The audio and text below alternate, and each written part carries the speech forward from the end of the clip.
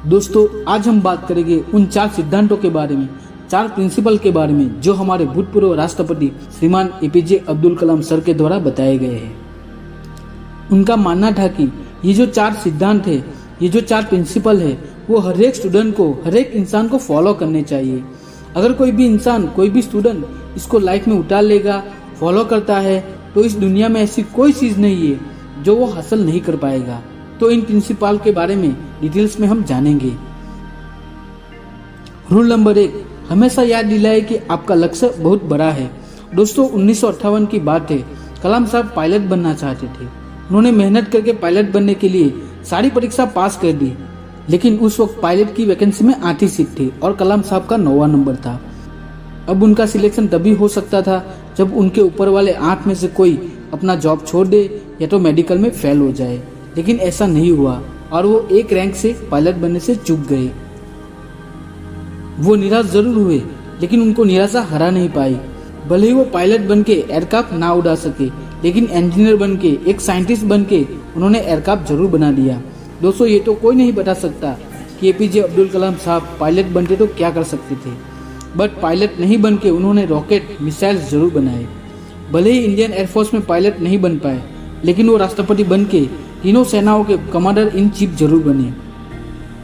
Rule number 2, जिन्हें APJ Abdul Kalam साहब follow करने के लिए बोलते हैं, मैं हमेशा ज्ञान हासिल करता रहूंगा। डॉक्टर कलाम साहब मिसाइल मैन के नाम से जाने जाते थे। वो एक वैज्ञानिक थे और उन्होंने बहुत सारे मिशन को लीड किया था और सक्सेसफुल भी रहे। उन्हें पद्म भूषण, पद्म विभूषण और भारत रत्न जैसे अवार्ड से सम्मानित किया गया था। वो भारत के 11वें राष्ट्रपति भी बने, लेकिन उसके बावजूद भी फिर भी उन्होंने यही माना कि मैं एक टीचर हूँ, मैं एक अध्यापक हूँ। वो अपने आप को एक अध्यापक समझते थे। उनको खुशी तब मिलती थी जब उनका कोई स्टूडेंट पीएचडी कर लेता था। उनकी लाइफ में सबसे जरूरी कोई चीज थी तो वो थी एजुकेशन और नॉलेज। उनका मानना था कि एजुकेशन, नॉलेज और ज्ञान के लिए सबसे बेहतर समय है स्टूडेंट लाइफ। किसी इंसान की सक्सेस के पीछे उसके नॉलेज का, उसके ज्ञान का बड़ा हाथ होता है। उनका मानना था कि स्टूडेंट की सबसे पहली कोई जॉब है तो वो है बेस्ट शिक्षा ग्रहण करना, नॉलेज ग्रहण करना। एक स्टूडेंट के लिए नॉलेज हासिल करना ही सबसे बड़ी प्राथमिकता होनी चाहिए। आपको हमेशा अपने आप को याद दिलाना चाहिए कि मैं सीखना नहीं छोड़ूंगा। रूल नंबर 3, मैं हार्डवर्क करता रहूंगा। दोस्तों, 1993 की बात है। विक्रम साराभाई अंतरिक्ष के चेयरमैन प्रोफेसर सतीश धवन ने doctor APJ Abdul Kalam sir को कहा कि हम एक अंतरिक्ष व्हीकल बनाना चाहते हैं, यानी कि एक ऐसा रॉकेट जिसमें हम सैटेलाइट रख के उसे अंतरिक्ष में भेज सके। Doctor APJ Abdul Kalam sir ने इस काम को पूरी जिम्मेदारी के साथ स्वीकार किया। वो इस प्रोजेक्ट और मिशन के डायरेक्टर थे। पूरी टीम को उनके नीचे काम करना था। उनके नीचे 1000 से भी ज्यादा इंजीनियर थे, 100 वर्कर थे। इनके अलावा भी बहुत सारे ऐसे लोग थे जो इनडायरेक्टली इस मिशन से जुड़े हुए थे। पूरी टीम को 6 साल वक्त लगा इस प्रोजेक्ट को शुरू करने से लेकर लॉन्चिंग तक। 17 अगस्त 1979 में इस तारीख को सैटेलाइट लॉन्च होने का समय था। लॉन्च के ठीक 8 मिनट पहले सारा कंट्रोल कंप्यूटर के हाथों में दे दिया गया, लेकिन उसी वक्त एक चेतावनी आई कि लॉन्चिंग में कुछ दिक्कत है। ठीक 4 मिनट पहले डायग्नोस किया गया कि लॉन्चर में कुछ लीक्स है, लेकिन उनकी टीम के जो एक्सपर्ट थे उनकी राय थी कि लीक्स के बावजूद भी रॉकेट में इतना सफिशिएंट ऑक्सीडाइजर है कि अपना लॉन्च जारी रख सकते हैं। और मिशन के लीडर होने की वजह से doctor APJ Abdul Kalam sir को ये डिसीजन लेना पड़ा कि वो रॉकेट को लॉन्च करेंगे।